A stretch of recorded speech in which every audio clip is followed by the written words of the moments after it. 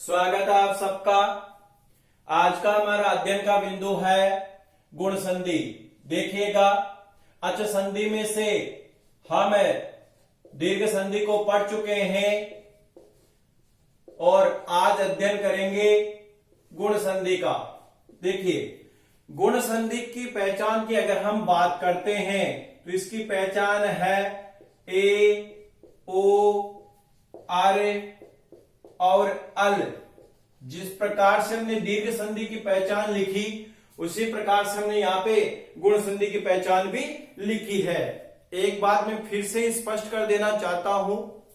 देखिए, गुण संधि की अगर हम बात करते हैं तो गुण संज्ञा सूत्र अदेन गुण है और गुण विधायक सूत्र आद गुण है। अ, ए, ओ को गुण कहा जाता है। इन सबकी चर्चा हम जब हमारा संधि प्रकरण पूरा हो जाएगा, इन सभी सूत्रों की चर्चा हम बाद में एक साथ करेंगे। अभी हम सामान्य रूप से यहाँ पे पढ़ेंगे ताकि ये संस्कृत हमें अच्छे से समझ में आ जाए। देखिए, चार यहाँ पे आए तो इसका तात्पर्य हो गया कि चार ही संधि के नियम है। देखिए, पहला नियम कि एक किसके स्थान पे होता है। देखिए, इस गुण संधि में प्लस से इधर अ और आई रहेंगे। इन चारों नियमों में ही अ और आ ही रहेंगे। इस बात को आपको याद रखना है। एक किसको होगा, बोले प्लस से इधर तो अ या आ हो और प्लस के इधर ई या ई हो, तो ये दोनों मिलकर के ए बनाते हैं। इन दोनों के योग से ए बनता है। ओ किससे बनता है? अब मैंने बताया प्लस से इधर तो हमें अ और आ ही रखने हैं सभी उदाहरणों में, और ओ के लिए आ रहा है यहाँ पे उ या उ, रस्म उ या दीर्घ उ होगा, तो इन दोनों के योग से ओ बनता है और ओ की मात्रा हो गई इस प्रकार से। री कैसे बना? अब री के लिए भी यहां पे आ रहा है अ या आ हो प्लस री हो। ऐसे दीर्घ री भी आता है, लेकिन उसके उदाहरण हमें मिलते ही नहीं इतने, तो हम नहीं लिख रहे हैं। तो इन दोनों के स्थान पे क्या हो जाता है? अर हो जाता है। चाहे आ प्लस री क्यों ना मिले, वहां पे अर होगा। और चौथा नियम है अ या आ हो प्लस ली हो, तो इन दोनों के योग से अल हो जाता है। तो इस प्रकार से ये चार नियम हमारे इस गुण संधि के यहाँ पे हो गए हैं।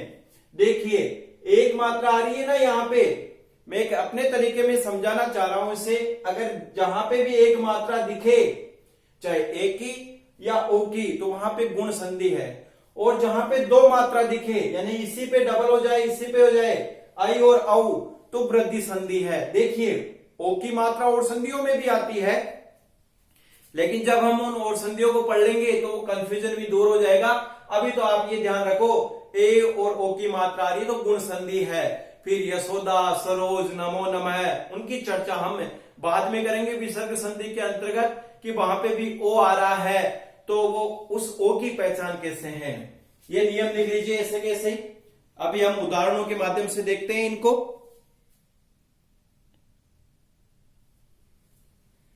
देखिए, इन चारों नियमों को हमने देख लिया है। अब एक एक नियम को उदाहरणों के माध्यम से हम पढ़ते हैं। उदाहरणों के माध्यम से हम समझते हैं इस गुण संधि को भी।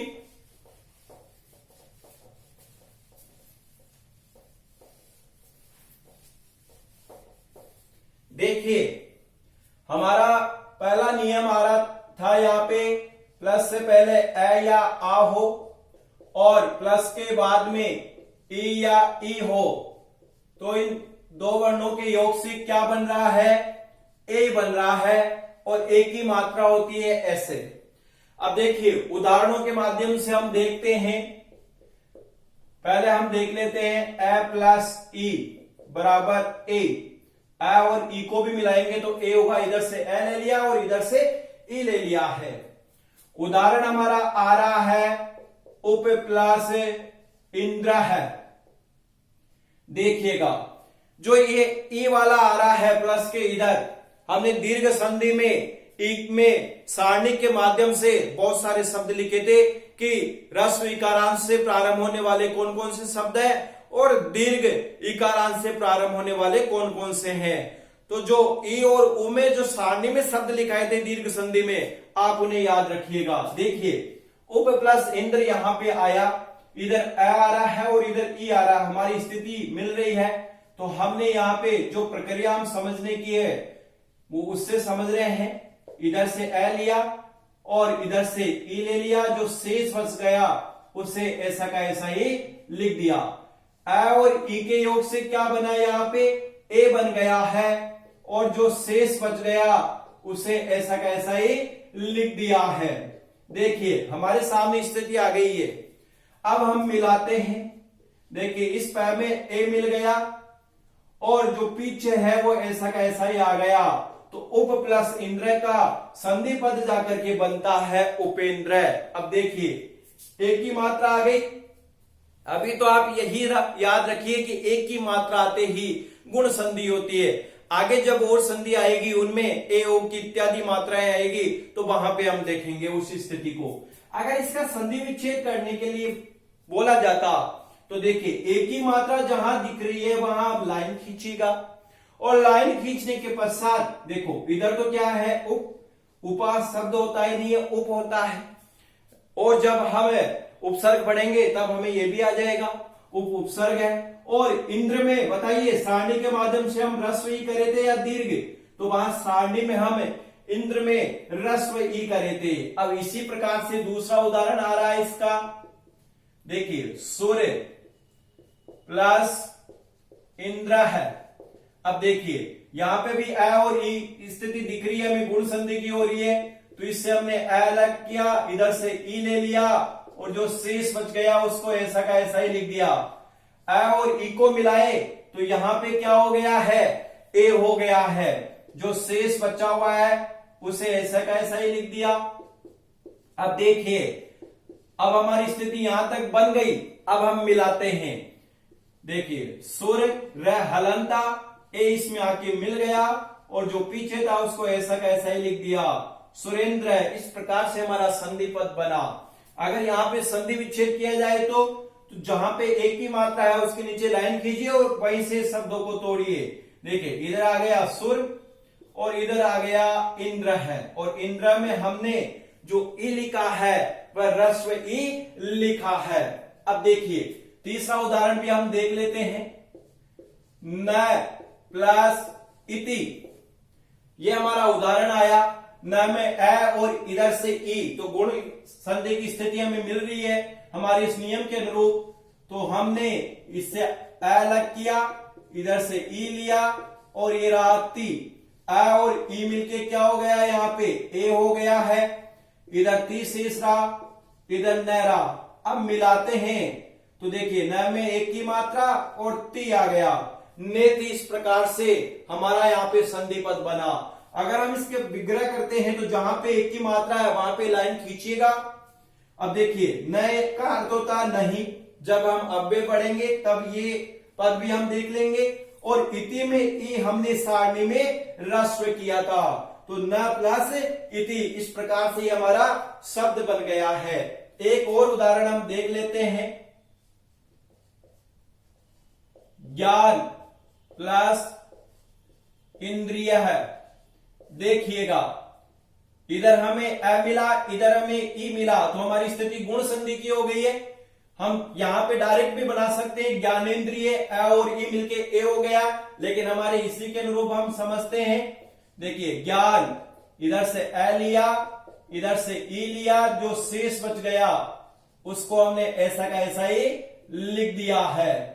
अब देखिए अ और ई मिलके क्या हो गया है, ए हो गया है। जो शेष है उससे हमने ऐसा का ऐसा ही लिख दिया। इधर आ गया ज्ञान। अब मिलाते हैं। देखो ज्ञान में न हलंत है, एक की मात्रा इसमें मिल गई और ये बन गया हमारा उदाहरण ज्ञानेन्द्रिय। इस प्रकार से अगर इस संधि पद के अगर हमें संधि विच्छेद के लिए बोलता है तो जहां पे एक की मात्रा है वहां पे लाइन खींचिएगा। अब देखिए ज्ञान या ज्ञाना, आप दोनों बना के देखो। तो अंत में अ लगाए या आ लगाए? देखिए ज्ञान ही पद होता है और इंद्रिय में ई हमने रस्व ही लिखाया है, छोटा ही लिखाया है। इस प्रकार से इसका संधि विग्रह हो जाएगा। देखिएगा इन चारों उदाहरणों के माध्यम से हमने अ और रस्व ई वाला नियम देख लिया यहां पे इस नियम से। अब हम देखते हैं अ और दीर्घ ई वाला नियम देखते हैं। लिख लीजिए पहले इसको जल्दी से।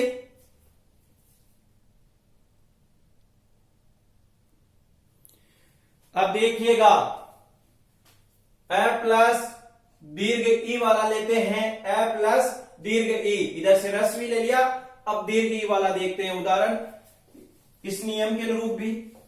देखिए ये अ प्लस रस्व ई, अ प्लस दीर्घ ई जो हम ले रहे हैं वो केवल आपको समझाने की दृष्टि से ले रहे हैं। नियम में भी कोई नियम नहीं है।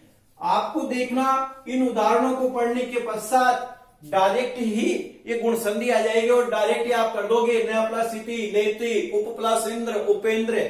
इस प्रकार से आप डायरेक्ट ही बना दोगे। देखिए पहला उदाहरण जो हमारा आ रहा है गण प्लस ईस है। देखिए अ और ई आ गया, निश्चित गुण संधि है। आ और ई आता तो भी गुण संधि होती। देखिए प्रक्रिया से हम देखते हैं जो अब तक हम बनाते आए। इससे अ अलग किया, इधर से ई ले लिया, इधर जो बच गया स उसको लिख दिया। अ और ई मिलके क्या हो गया? यहाँ पे भी ए हो गया। रस्व ई हो चाहे दीर्घ ई हो, अ और ई मिलके ए ही होगा और आ और ई मिलके भी ए ही होगा। इधर स बच गया हमारा, ऐसा कैसा है? इधर बच गया गण। अब हम मिलाते हैं, गण में हलंत है लेकिन इधर से ए इसमें मिल जाएगा क्योंकि यहाँ पे हलंत है ना, इसलिए स्वर आकर मिल गया और पीछे जो अक्षर है उसको ऐसा का ऐसा ही लिख दिया। हमारा यहाँ पे संधि पद बन गया गणेश है। अगर इसके संधि विच्छेद करने के लिए अगर हमें देता है तो देखिए जहां पे एक ही मात्रा है वहां लाइन खींचेगा। अब देखिए प्लस से इधर तोड़ लेते हैं पहले गण। आप याद रखिए गण शब्द होता है गणा नहीं। और ईसा में हमने रस्व, देखिए इधर तो अ और आ में टूट रहा है ना, अब इधर ई या ई में टूटेगा ये, तो बताइए रस्व ई करें या दीर्घ ई? तो ईसा में हमने दीर्घ ई किया था तो गण प्लस ईस है। इस प्रकार से हमारा यहाँ पे उदाहरण बन गया। दूसरा उदाहरण जो हमारा आ रहा है वह आ रहा है परम प्लस ईश्वर। अब देखिए अ और ई इधर भी मिल रहा है तो हमारी वही प्रक्रिया समझने की। परम में से अ निकाले, म हलंत हो गया, इधर से ई ले लिया, जो शेष बच गया उसको ऐसा का ऐसा ही लिख दिया। अ रे मिलके ए हो गया, जो शेष बच गया उसको ऐसा का ऐसा ही लिख दिया है और इधर रह गया परम। अब देखिए अब मिलाते हैं, हमारी प्रक्रिया पूरी हो गई है। तो परम में मैं हलंता, ए स्वर आकर इसमें मिल गया, एक की मात्रा इस प्रकार से हो गई, जो पीछे था वो ऐसा का ऐसा ही हमने लिख दिया है। ये हमारा संधि पद बन गया। अगर परमेश्वर देकर आपसे संधि विच्छेद पूछता है तो वही जहां पे एक की मात्रा है वहां पे उसके नीचे आप लाइन खींच लीजिए। लाइन क्यों खींच रहे? कि हमें शब्द को यहां से तोड़ना है। जो संधि पद है ना, ये जो पद है इस पद को हमें यहां से तोड़ना है। देखिए संस्कृत में इस प्रकार की स्थिति पद कहलाती है, लेकिन मैं शब्द इसलिए बोल रहा हूं कि आप लोगों को समझ में आ जाए। देखिए परम यहां पे जैसे लाइन खींचे ए वाला आ गया। अब हमें ये पता होना चाहिए कि एक इसमें टूटता है, तो हमें पता है गुण संधि में तो इधर अ और आ रहेगा। तो हमने परम या परमा, तो परम शब्द देखा है। और अब इधर किस में जाएगा? ई और ई में, रस्व ई या दीर्घ ई में। अब देखिए ईश्वर में कौन सा ई होता है? सारणी के माध्यम से हम देखे थे, ईश्वर में ई दीर्घ होता है। तो इस प्रकार से परम प्लस ईश्वर है यहां पे बन गया। अब और दो उदाहरण देख लेते हैं हम, साथ के साथ लिखते भी रहे समझते भी रहे। मैं उधर से इसलिए लिखा रहा हूं ताकि आपको लिखने में कोई समस्या नहीं आए। देखिए तीसरा उदाहरण जो इसका आ रहा है वह उदाहरण आ रहा है प्र प्लस इक्सक। यह हमारा उदाहरण आया तीसरा। देखिए अ और ई स्थिति मिल गई यहां पे, तो प्र उपसर्ग इस प्र में से ए निकाला, प्र हलंत रह गया, इधर से ई लिया, इधर जो शेष बच गया उसको लिख दिया है। ए और ई मिलके ए हो गया, जो शेष है उसको ऐसा का ऐसा ही हमने लिख दिया है। इधर रह गया हमारा प्र। अब देखिए, अब हम बनाते हैं संधि पद। देखिए प्र हलंत है, ए आकर के इसमें मिल गया, जो पिच है उसको ऐसा का ऐसा ही लिख दिया है। हमारा संधि पद यहां पे बन गया है प्रेक्षक है। अगर इसका संधि विच्छेद पूछता है तो जहां पे एक की मात्रा है वहां पे लाइन खींचिए। देखिए जब भी तो मैंने कहा ना संधि की पहचान में सामने बताता चलूंगा, बस उसको संधि के नाम के साथ आप याद रखिए। अगर यहां पे आ जाता तो हम दीर्घ संधि का देखते। देखिए अब अभी हमने देखा था कि इधर तो अ और आ में ये जाता है तो प्र उपसर्ग हो गया, इधर इक्सक है तो इक्सक में हमने देखा था सारणी के माध्यम से दीर्घ ई आता है, इक्सक है, इस प्र प्लस इक्सक है, इस प्रकार से इसका संधि विच्छेद हो गया है। एक और महत्वपूर्ण उदाहरण है, यह भी अक्सर परीक्षाओं में पूछ लिया जाता है, लोक प्लस ईस है। देखिए अ और ई आ रहा तो यहां पे भी स्थिति गुण संधि की है। देखिए लोक में से अ हमने यहां से लिया, इधर से ई लिया और ये रह गया सह। अ और ई मिलके ए हो गया है, इधर आ गया सह और इधर आ गया हमारा लोक। अब हम मिलाते हैं। देखिए क हलंत है, ए इसमें मिल गया और जो पीछे शेष था उसको लिख दिया लोकेश है। हमारा यहाँ पे संधि पद बन गया। अगर संधि विच्छेद पूछता तो जहां एक की मात्रा है वहां लाइन खींचिएगा। अब आप बोलोगे नहीं सर गुण संधि में तो ओ वाला भी नियम आया तो यहाँ ओ भी आ रहा है, यहां से क्यों नहीं हो सकता टुकड़ा। देखिए ल प्लस उके से कोई शब्द नहीं होता। आप शब्द को तोड़ोगे ना तो उके से कहीं शब्द नहीं होगा, वो तो ओ में जाएगा। लेकिन लोक प्लस ई से करोगे तो आपको खुद को ही पता चल जाएगा नहीं यहां पे टुकड़ा यहां से होगा। तो देखिए इधर आ गया ईस है और इधर आ गया है हमारा लोक, लोक प्लस ईस है। इस प्रकार से हमने ए प्लस दीर्घ ई वाला नियम भी देख लिया है। अब हम देखते हैं आ प्लस ई वाले उदाहरण भी हम देखते हैं। देखिए उदाहरण इसे एक ही नियम के हैं, अलग अलग इसलिए समझा रहा हूं कि थोड़े ज्यादा उदाहरण अगर हम समझेंगे तो परीक्षा में कैसा भी पूछे हमें कोई परेशानी नहीं होगी। और अधिकतर इसे गुण संधि से उदाहरण पूछ लिए जाते हैं। लिखिए इन उदाहरणों को जल्दी से।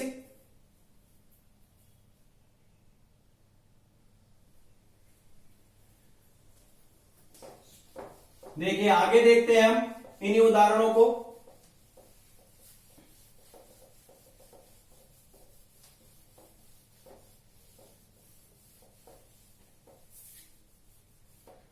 और अब हम उदाहरण लेते हैं आ प्लस ई के।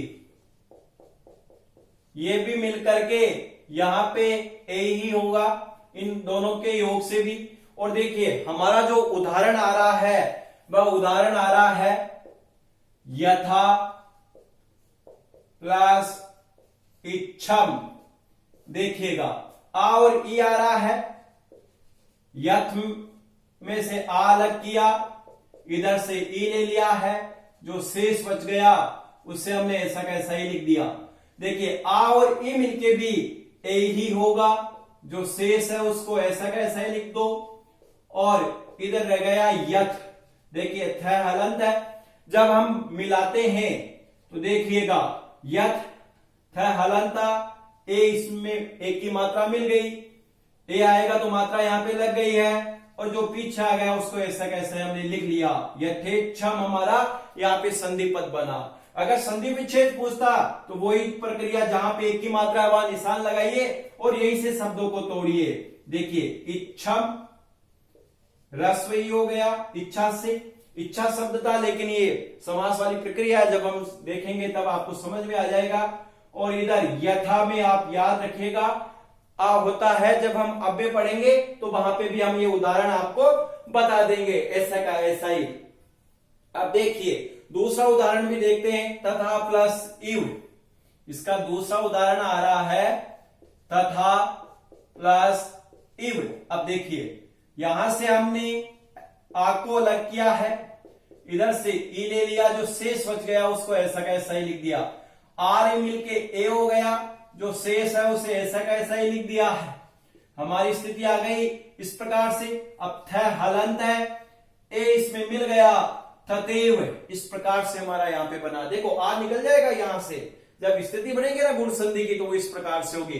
अगर संधि विच्छेद इसका पूछता है, लाइन खींचिएगा। अब देखिए इव ए आ रहा ना, तो ई में जाएगा इधर, तो इव होता है। अव्यव में हम देखेंगे, और तथा ये भी हम अव्यव में देखेंगे, तथा यथा ये सभी हमारे उदाहरण वहां पे आएंगे। अब देखें अगला उदाहरण देखते हैं, लता प्लस ई है।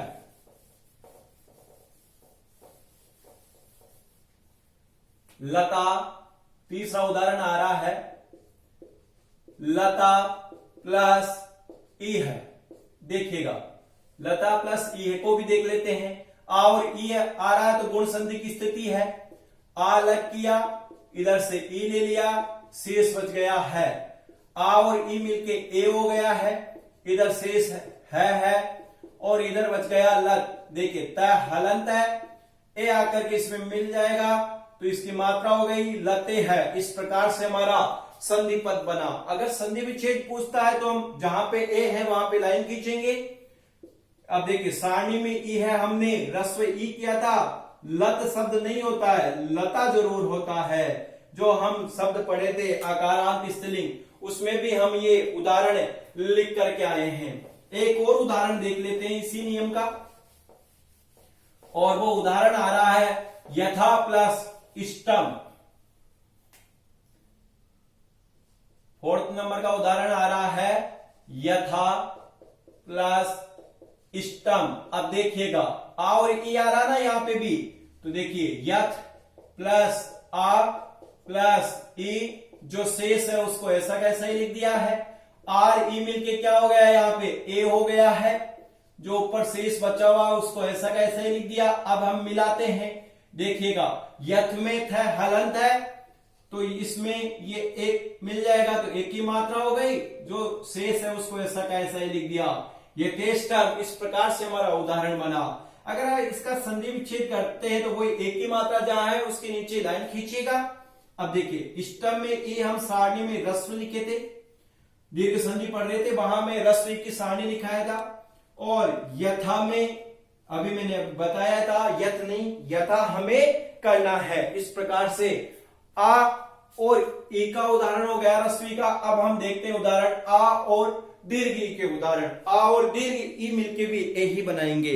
लिखिए जल्दी से। अब देखिए आगे उदाहरण हम देखते हैं।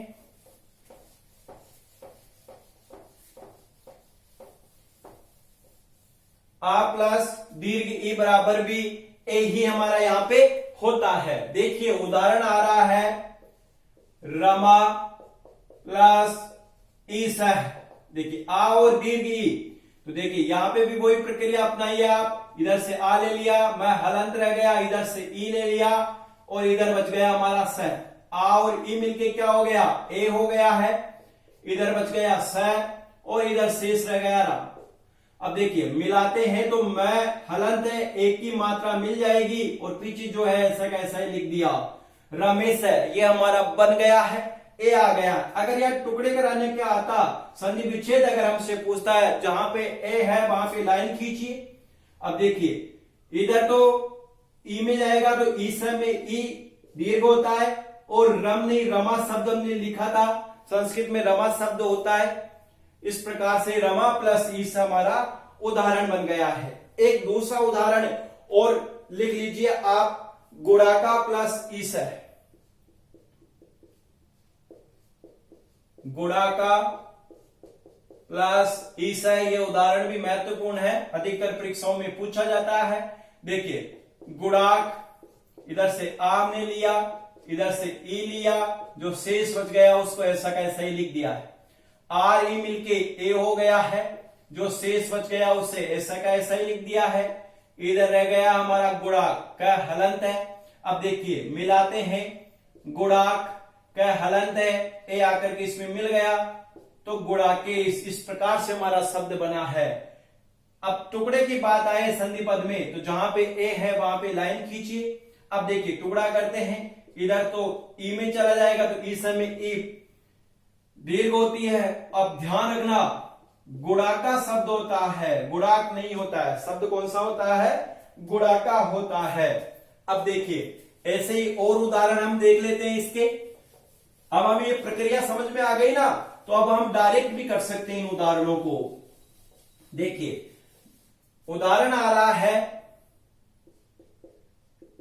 महा प्लस ईश्वर।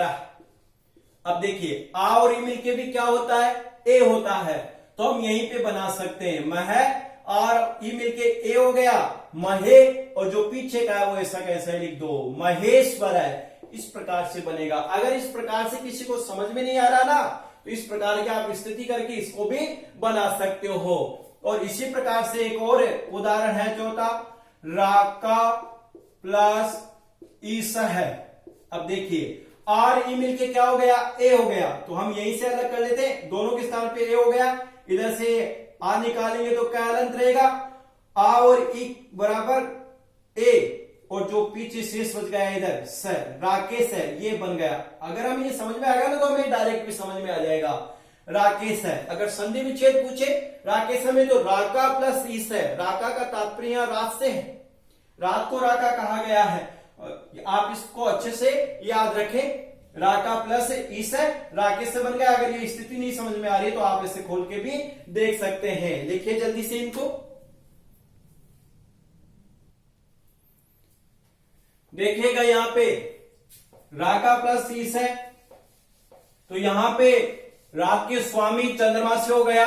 लेकिन जो ये राकेश शब्द बनाना, ये पूर्णिमा की चांद के लिए आया है। ये राकेश शब्द चंद्रमा के लिए, जो पूर्णिमा की चांद को चंद्रमा होता है बिल्कुल गोल, कहीं से भी कोई टुकड़ा नहीं हुआ हो, खंडित नहीं हुआ हो, पूरा गोल होता है, उसके लिए शब्द आया है राकेश है।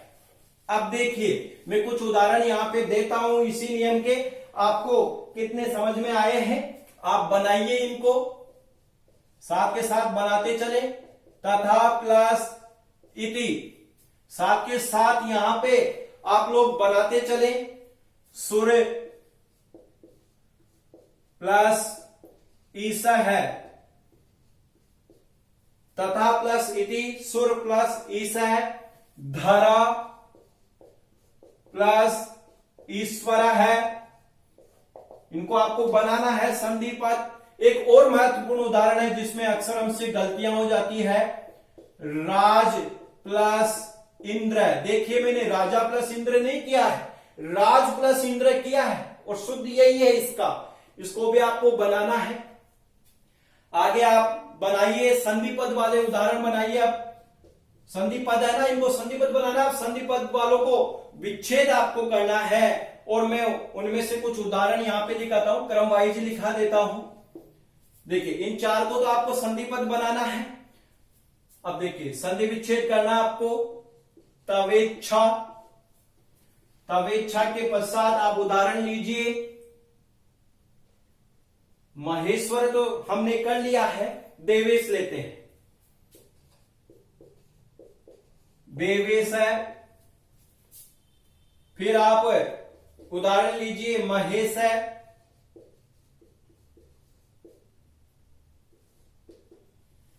और फिर आप देखिए यहां पे उदाहरणों में उपेक्षा,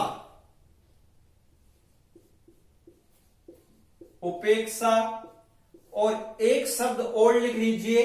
अधिकतर ये हमें पूछा ही जाता है, और मैं इसको संधि पद बनाना पूछ लेता हूं आपको। वीरांगना प्लस इव, वीरांगना प्लस इव। इस प्रकार से हमने यहां पे 9 उदाहरण लिए हैं।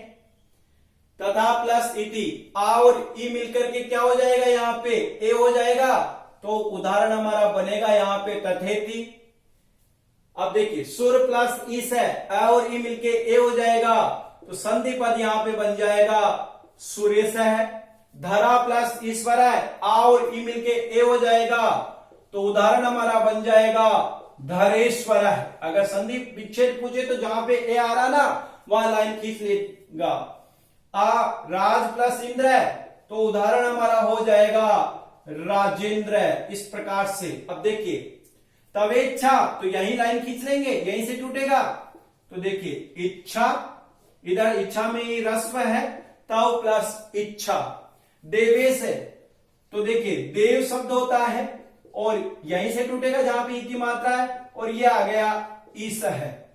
अब देखिए यहां पे महेश है तो महा शब्द होता है, मह नहीं, और ईसा में क्या हो जाएगा, ई दीर्घ हो जाएगा, एक ही मात्रा ना, वहीं से तोड़ रहे हैं हम। अब देखिए उपेक्षा को देखिए, लाइन खींचेगा, देखिए उप उपसर्ग है आ गया। इक्सा में हमने सारणी में दीर्घ लिखाया था, इक्सा में ई कौन सा होता है, दीर्घ होता है।